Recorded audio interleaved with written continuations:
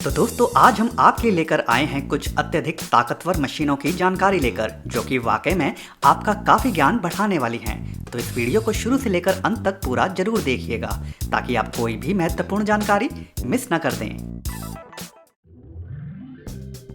Komatsu.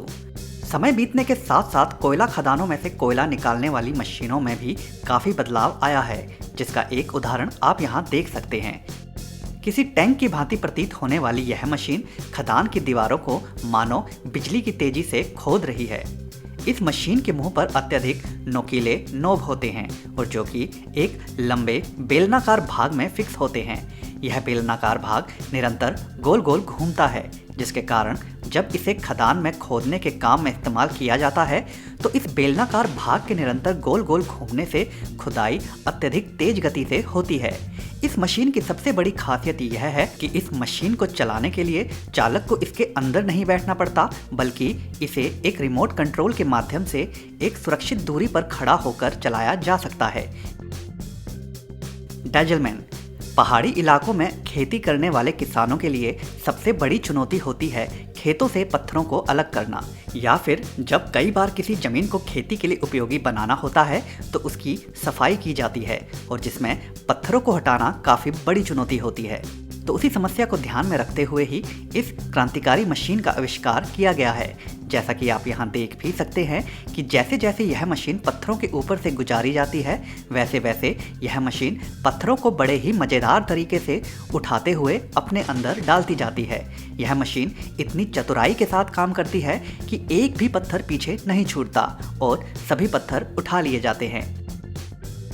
Blast track. हवाई जहाज़ों के निरंतर आवागमन से हवाई जहाज़ के रनवे रबर की एक मोटी लेयर से ढक जाते हैं, क्योंकि जब भी जहाज़ ज़मीन पर उतरते हैं तो जैसे ही नीचे कंक्रीट को छूते हैं तो अत्यधिक घर्षण करते हैं, जिसके कारण जहाज़ के टायर में लगा रबर ज़मीन पर चिपक जाता है और जो कि काफ़ी खतरनाक होता है जहाज़ों को ऐसी सतह पर लैंडिंग करवाने के लिए। तो ऐसे में इस क्रांतिकारी मशीन की सहायता ली जाती है। इस ट्रक के मुहाने पर लगी यह मशीन जैसे जैसे इस कंक्रीट सतह पर चिपकी रबर की लेयर के ऊपर चलाई जाती है, वैसे वैसे यह मशीन उस रबर को सतह से अलग करके उसे पुनः पहले जैसा बना देती है।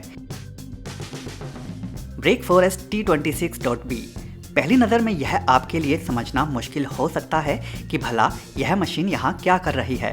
तो हम आपको बता दें कि यहाँ इस मशीन के पीछे लगे इस धारदार चक्कों के द्वारा जमीन को खोद खोद कर इसे कृषि के लिए योग्य बनाया जा रहा है। यहाँ इस जंगल में पेड़ों की खेती की जा रही है, तो उसके लिए हाथों के द्वारा इस्तेमाल किए जाने वाले औजारों की जगह इस मशीन का इस्तेमाल किया जा रहा है। ज़ैग्रो वर्ल्ड वाइड। यहाँ इस कर्मचारी के द्वारा ले जाई जा रही इस छोटी मशीन की ताकत का अंदाज़ा अभी आप थोड़ी ही देर में देखने वाले हैं। कर्मचारी इस मशीन के आगे वाले भाग को पटरी पर खड़ी बोगियों के एक पहिए के साथ जोड़ देता है और जिसके बाद आप देख सकते हैं कर्मचारी के थोड़ा सा धक्का देने पर ही यह बोगियां आगे खिसकना चालू हो जाती हैं।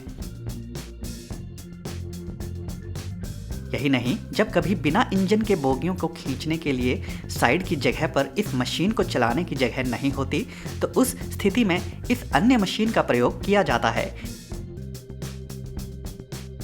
जिसे बोगियों के आगे रख देने के बाद बड़ी ही आसानी से बोगी के साथ जोड़ दिया जाता है।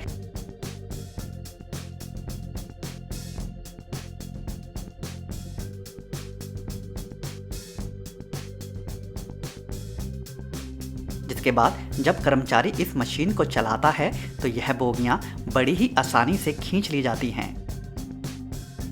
लैंजेंडोर्फ शटल टाइप लेडर। कई बार ऐसा देखा गया है कि जब भी कंस्ट्रक्शन से जुड़ी मशीनें जैसे कि एक्सकेवेटर इत्यादि को एक जगह से दूसरी जगह ले जाना हो तो उन्हें ट्रक में डालकर ले जाया जाता है और कभी कभी तो उन्हें कार्गो कंटेनर ढोने वाले ट्रक में भी ले जाया जाता है, और जो कि अत्यधिक असुरक्षित माना जाता है, क्योंकि यदि अगर सड़क पर कोई ऊंची नीची जगह या फिर गड्ढा इत्यादि आता है तो इन बड़ी मशीनों के ट्रक से नीचे गिरने की संभावना बढ़ जाती है और जिससे मशीन को तो हानि पहुंचती ही है, साथ ही साथ सड़क पर जा रहे दूसरे वाहनों को भी समस्या हो सकती है। तो ऐसे में इस प्रकार की मशीनों को ढोने के लिए इस खास रैंप वाली ट्रॉली का आविष्कार किया गया है। एक बार एक्सकेवेटर को इस ट्रॉली के ऊपर चढ़ा देने के बाद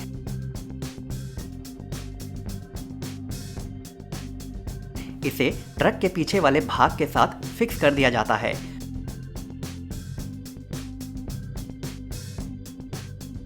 और जिससे यह एक्सकवेटर मशीन पूर्ण रूप से स्थिर बनी रहती है।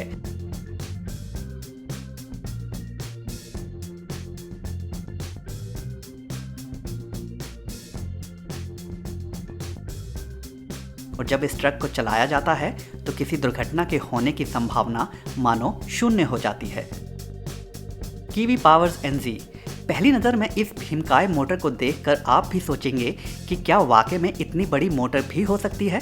तो जी हाँ, हम आपको बता दें, इस प्रकार की बड़ी मोटर ही नहीं बल्कि इससे भी कहीं अधिक बड़ी बड़ी मोटर अनेक प्रकार के कामों में इस्तेमाल की जाती हैं। यहाँ इस मोटर की टेस्टिंग की जा रही है, जिसके लिए इसे चलाकर इसकी क्षमता को मापा जा रहा है। इस प्रकार की भीमकाय मोटर का इस्तेमाल दरअसल बड़ी बड़ी मशीनों को चलाने के लिए किया जाता है। यही नहीं, बड़े बड़े पानी के पंप से लेकर निरंतर घुमाई जाने वाली मशीनें कुछ इसी प्रकार की मोटर से ही निरंतर चलाई जाती हैं।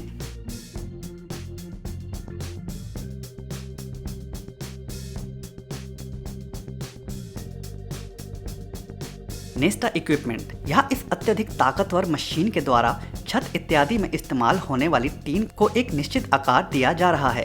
अक्सर टीन एक सपाट समतल शीट के रूप में बाहर निकलती है, तो ऐसे में उन्हें उसी आकार में कंस्ट्रक्शन इत्यादि के लिए इस्तेमाल करना ठीक नहीं होता, क्योंकि उस रूप में वे काफ़ी लचीली और कमज़ोर प्रतीत होती हैं।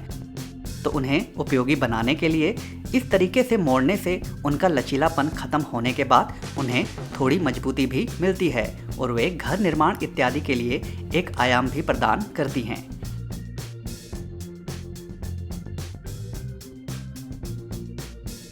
इस बेहद शक्तिशाली मशीन के द्वारा केवल एक आकार में ही टीन को नहीं ढाला जाता, बल्कि आप अपनी इच्छा अनुसार और अपनी ज़रूरत के हिसाब से टीन की शीट को किसी भी कोण में मोड़कर आकार दे सकते हैं। ब्रैके P11A। ब्रैके फॉरेस्ट कंपनी द्वारा बनाई गई यह मशीन किसानों का काफ़ी लंबा काम कुछ ही मिनटों में निपटा देती है। यह मशीन दरअसल इस जंगल में पौधे लगाने का काम कर रही है, जिसके लिए इस मशीन का चालक इस मशीन के मुहाने में लगी मशीन को प्रयोग करते हुए पौधे लगाता जाता है। पौधा लगाने के लिए यह मशीन सबसे पहले एक छोटा सा गड्ढा खोद देती है, जिसके बाद इस मशीन के अंदर रखा गया पौधा उस गड्ढे से निकाली गई मिट्टी में रख दिया जाता है। साथ ही साथ यह मशीन थोड़ा सा पानी भी अपने आप ही डाल देती है पौधा लगाने के समय ही। इस मशीन के अंदर दरअसल पहले से ही कई पौधों को गोलाई में लगाकर रखा गया होता है, जिससे यह मशीन गड्ढा खोदकर मिट्टी निकालने से लेकर उसमें पौधे को लगाने का काम एक ही बार में निपटा देती है।